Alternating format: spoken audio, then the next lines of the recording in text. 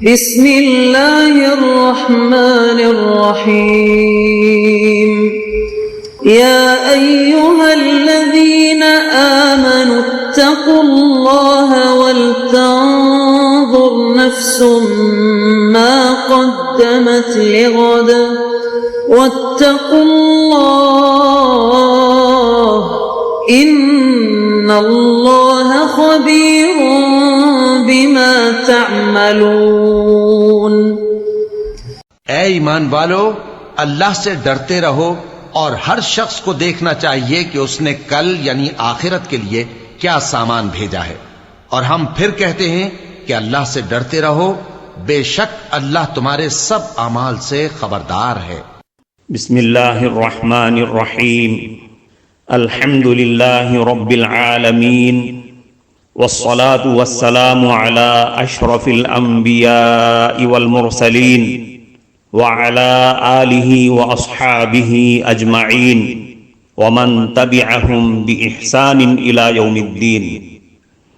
قابل صد احترام حضرات شائقین و شائقات سچا پیغام، السلام علیکم ورحمۃ اللہ وبرکاتہ۔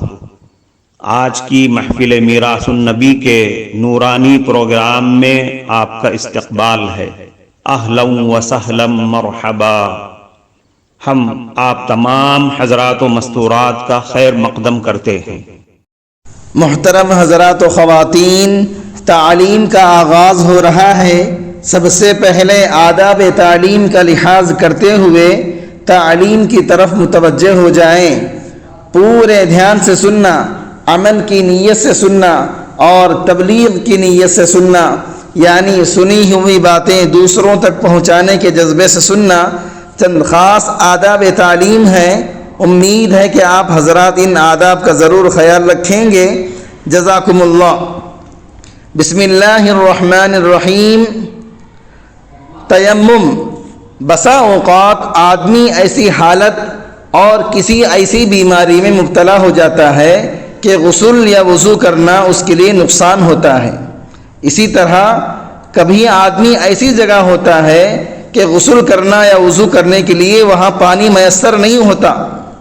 ان حالات میں اگر بلا غسل اور بلا وضو یوں ہی نماز پڑھنے کی اجازت دی جاتی تو اس کا ایک نقصان تو یہ ہوتا کہ ان اتفاقات سے طبیعتیں ترک طہارت کی عادی بن جاتی، اور دوسرا اس سے بڑا ضرر اور بڑا نقصان یہ ہوتا کہ غسل اور وضو کی پابندی سے اللہ کے دربار کی حاضری کا جو اہتمام محسوس ہوتا ہے اور اس کی وجہ سے اس حاضری کی عظمت اور اس کے تقدس کا جو تصور ذہن میں چھایا ہوا رہتا ہے وہ مجروح ہو جاتا۔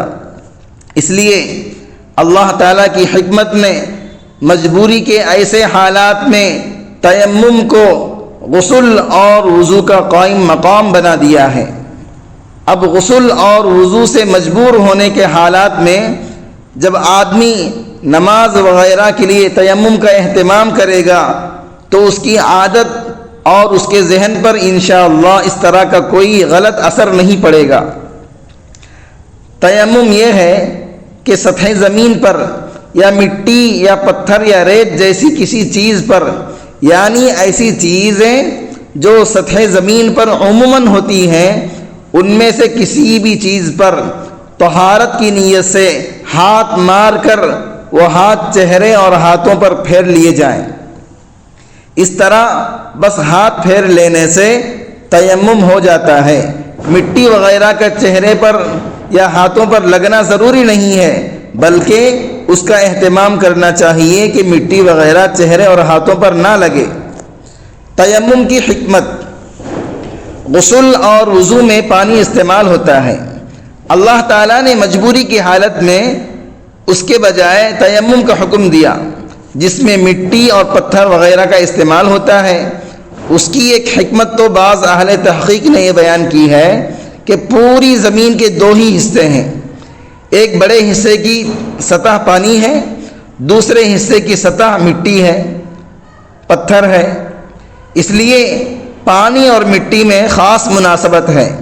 نیز انسان کی ابتدائی تخلیق بھی مٹی اور پانی سے ہوئی ہے۔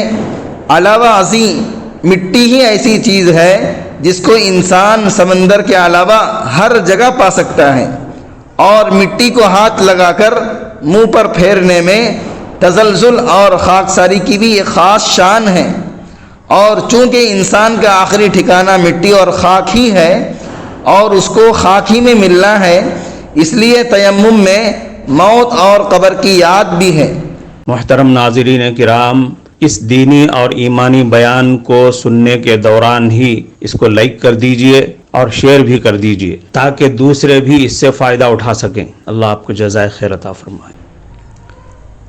ام المؤمنین حضرت عائشہ صدیقہ رضی اللہ عنہا سے روایت ہے، وہ بیان فرماتی ہیں، ایک سفر میں تحقیقی قول کے مطابق غزوہ ذات الرقاع میں ہم رسول اللہ صلی اللہ علیہ وسلم کے ساتھ تھے، یہاں تک کہ جب ہم مقام بیدا یا مقام ذات الجیش کے مقام پر تھے، یہ دونوں مقام مدینہ طیبہ اور خیبر کے درمیان پڑتے ہیں، تو وہاں میرا ایک ہار جو در حقیقت میری بڑی بہن اسماء رضی اللہ عنہا کا تھا، اور میں نے عاریتاً ان سے لے کر گلے میں ڈال لیا تھا، ٹوٹ کر وہ گر گیا، گویا گم ہو گیا۔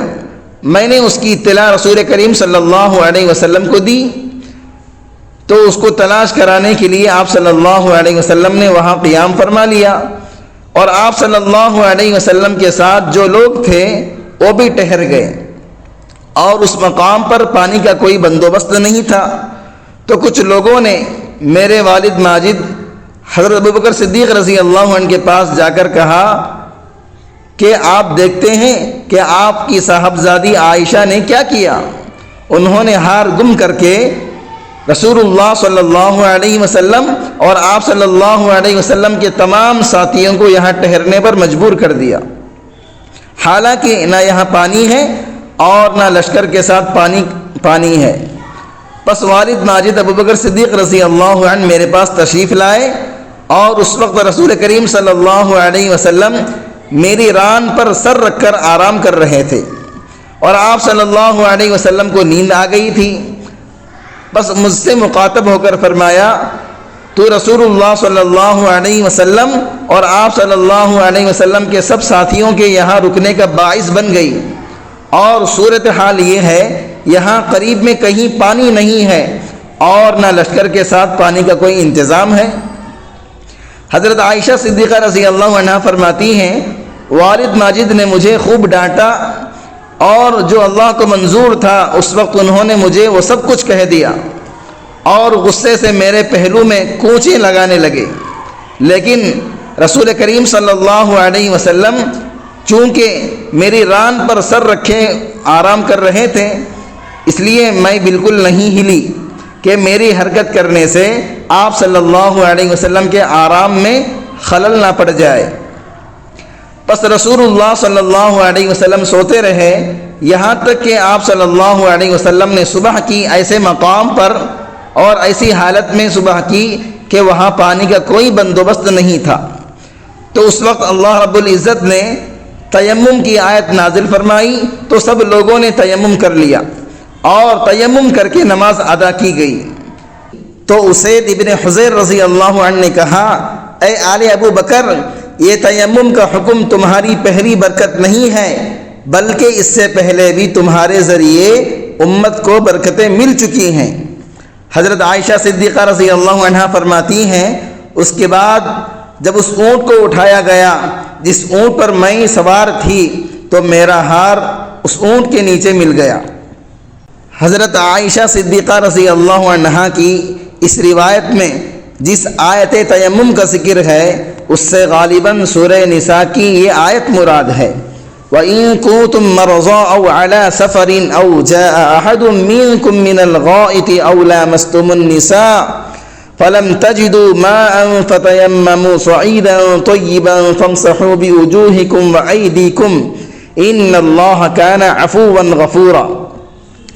اگر تم بیمار ہو اور پانی کا استعمال نقصان دہ ہو، یا تم سفر پر ہو، یا تم میں سے کوئی آدمی استنجا کر کے آیا ہو، یا تم نے بیویوں سے قربت کی ہو اور تم کو پانی نہ ملے تو تم پاک زمین سے تیمم کر لیا کرو، یعنی اس زمین پر 2 ہاتھ مار کر کے اپنے چہروں اور ہاتھوں پر پھیر لیا کرو۔ اللہ تعالیٰ بہت معاف فرمانے والا اور بڑا بخشنے والا ہے۔ یہی مضمون 2 لفظوں کے بہت خفیف فرق کے ساتھ سورہ مائدہ کے دوسرے رکوع میں بھی ارشاد فرمایا گیا ہے، اور بعض راویوں کے بیان سے معلوم ہوتا ہے کہ اس موقع پر سورہ مائدہ والی آیت نازل ہوئی تھی، لیکن اکثر مفسرین کی تحقیق یہ ہے کہ سورہ نساء والی آیت پہلے نازل ہوئی ہے اور سورہ مائدہ والی بعد میں نازل ہوئی، واللہ اعلم بالصواب۔ حضرت ابو ذر غفاری رضی اللہ عنہ سے روایت ہے کہ رسول اللہ صلی اللہ علیہ وسلم نے فرمایا، پاک مٹی مسلمان کا سامان طہارت ہے، اگرچہ 10 سال تک پانی نہ ملے، پس جب پانی مل جائے تو چاہیے کہ اس کو بدن پر ڈال لے، یعنی اس سے وضو یا غسل کر لے، کیونکہ یہ بہت اچھا ہے۔ اس حدیث سے معلوم ہوا اگر برساں برس تک ایک آدمی وضو یا غسل کے لیے پانی نہ پائے تو تیمم اس کے لیے برابر کافی ہوتا رہے گا، البتہ جب پانی میسر ہو جائے گا یعنی پانی مل جائے گا تو غسل یا وضو اس کے لیے ضروری ہو جائے گا۔ قریب سارے ائمہ امت اس بات پر متفق ہیں کہ جس آدمی پر غسل واجب ہو اور پانی نہ ملنے کی وجہ سے یا بیماری کی مجبوری سے اس نے بجائے غسل کرنے کے تیمم کر لیا ہو تو اس کو جب پانی مل جائے گا یا بیماری کا عذر ختم ہو جائے گا تو غسل کرنا اس پر واجب ہو جائے گا۔ حضرت ابو سعید خدری رضی اللہ عنہ سے روایت ہے کہ صحابہ میں سے 2 آدمی سفر میں گئے، کسی موقع پر نماز کا وقت آ گیا اور ان کے ساتھ پانی نہیں تھا، اس لیے دونوں نے پاک مٹی سے تیمم کر کے نماز پڑھ لی۔ پھر نماز کا وقت ختم ہونے سے پہلے پانی بھی مل گیا تو ایک صاحب نے وضو کر کے دوبارہ نماز پڑھی اور دوسرے صاحب نے نماز کا اعادہ نہیں کیا، یعنی نماز دوبارہ نہیں پڑھی۔ پھر جب دونوں حضور صلی اللہ علیہ وسلم کی خدمت میں حاضر ہوئے تو اس کا ذکر نبی کریم صلی اللہ علیہ وسلم سے کیا، تو جن صاحب نے نماز کا اعادہ نہیں کیا تھا ان سے آپ صلی اللہ علیہ وسلم نے فرمایا، تم نے ٹھیک طریقہ اختیار کیا اور تم نے جو نماز تیمم کر کے پڑھی وہ نماز تمہارے لیے کافی ہو گئی۔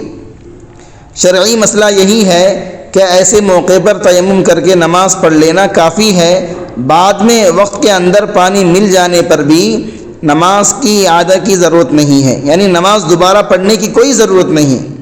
اس لیے تم نے جو کچھ کیا ٹھیک کیا، صحیح مسئلے کے مطابق کیا۔ اور جن صاحب نے وضو کر کے نماز دوبارہ پڑھی تھی ان سے آپ صلی اللہ علیہ وسلم نے فرمایا کہ تمہیں دوہرا ثواب ملے گا، کیونکہ تم نے دوبارہ جو نماز پڑھی ہے وہ نماز نفل ہو گئی، اللہ تعالیٰ نیکیوں کو ضائع نہیں فرماتا۔ کفارہ مجلس کی دعا پڑھ لیجئے۔ سبحانک اللہم و بحمدک، اشہد ان لا الہ الا انت، استغفرک و اتوب الیک۔ معزز حضرات و خواتین، ہم آپ کے بے حد شکر گزار ہیں کہ آپ نے محفل میراث النبی صلی اللہ علیہ وسلم میں شرکت کے لیے اپنا قیمتی وقت فارغ کیا ہے۔ اللہ تعالیٰ آپ کو خوش و خرم رکھے، آمین۔ جو حضرات نئے ہیں وہ سچا پیغام چینل کو سبسکرائب کر کے وہاں پر لگی گھنٹی کے نشان کو ضرور دبا دیں تاکہ آپ کو ہمارے ہر ضروری اور مفید پروگرام کی اپڈیٹس ملتی رہیں، اور ہمارا ہر پروگرام لائک کرنے کے ساتھ ساتھ دوسروں کو شیئر بھی کرتے رہیں۔